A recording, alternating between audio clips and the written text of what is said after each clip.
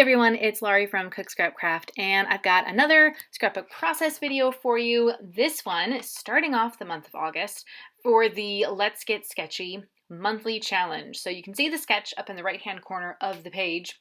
It's a very simple one, not a whole lot of, craziness going on, so really kind of a blank slate for however you want to create with it. I mean, you could use it as a card design. You could do an 8.5 by 11. A 12 by 12 is what I am doing. And if you do want to play along with us, follow the link in the description box below that takes you to the Facebook page for Let's Get Sketchy, the group. And that is where you're going to upload a picture of your layout so we can see what you did. And then winners will be chosen. You'll get a prize. Everybody will be happy. Lots of fun. So I'm really excited about this one because I decided not to do just a single photo.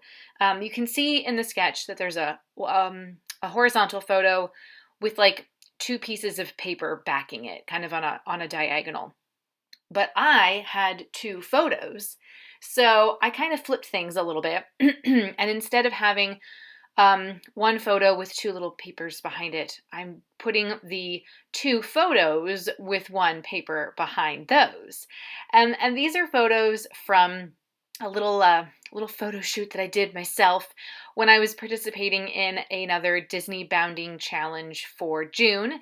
It was their Bounding with Pride Challenge. So you had to come up with either wear a color, each day was a different color, or you had to sort of take the color and translate it into a Disney character, and then what you were wearing sort of looked like the character, sort of a costume, but not being a costume. So the first color, judging by what I'm doing here, you might think that the first color was purple, but the first color was actually black. And so when I was thinking of Disney characters who wore black, Ursula came to mind. I actually did do a Google search because sometimes I just have a brain fart and I can't think of any characters. But she's like an octopus-esque creature, and so she's got like the black outfit with the tentacles.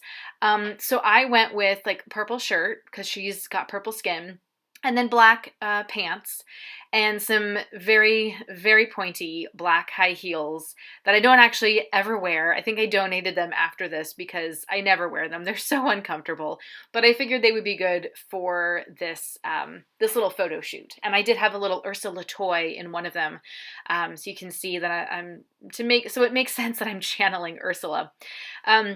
So I am using the July Best of Both Worlds kit to make this layout.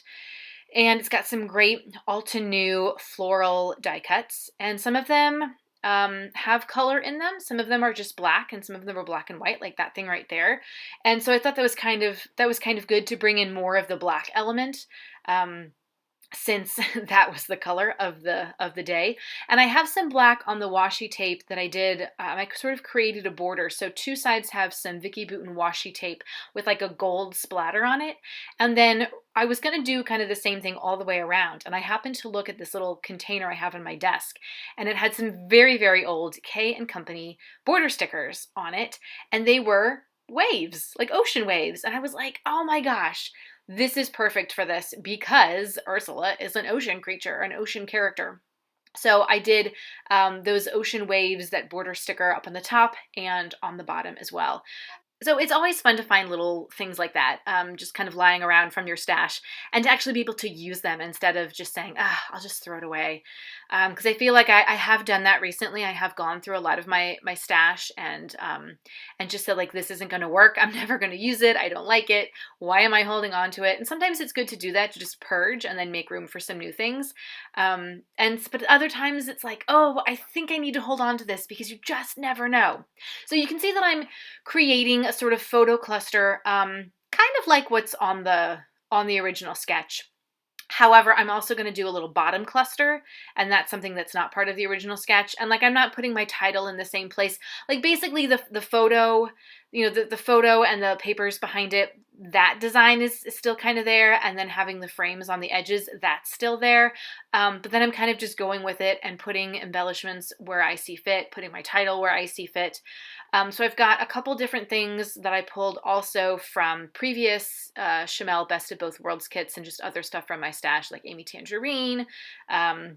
I don't even know. I'll try to list below some of the other things. I know I'm really bad about that, and I'm really bad about remembering what I'm using, but that's just my brain. And when I do these layouts so far in advance, just because I want to be on top of things, then I sometimes end up forgetting what I did. So now I'm doing some of the Pink Fresh. I know for sure those are Pink Fresh enamel dots, and I love enamel dots. I really, really do. I love how they're different sizes, and you can just like fill in the corners a little bit and just add some extra dimension, and that's one of my favorite things to do to kind of finish off a layout. So you'll notice that when I was putting this together, I was placing things down but not adhering them. That way I could just see where everything was going to go.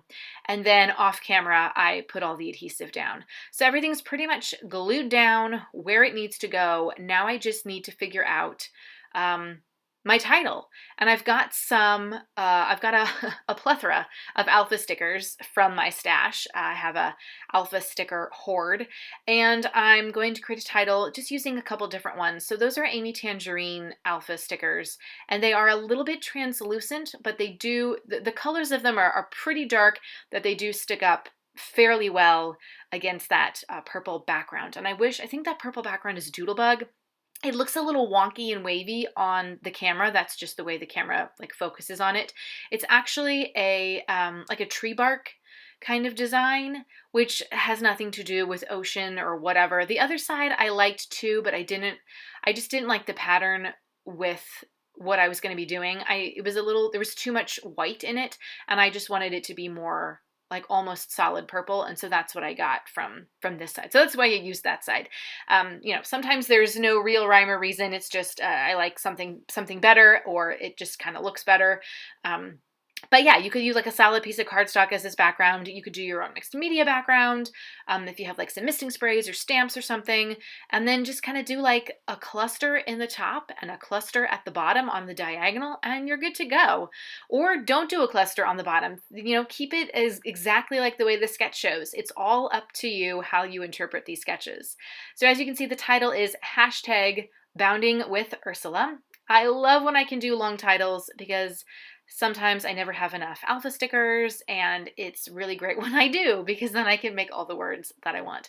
So I just need to do a little bit of journaling in that little journaling spot down there, just kind of talking about what this is, and just so I don't forget, and I'm not like, why did I take pictures of myself with this Ursula doll?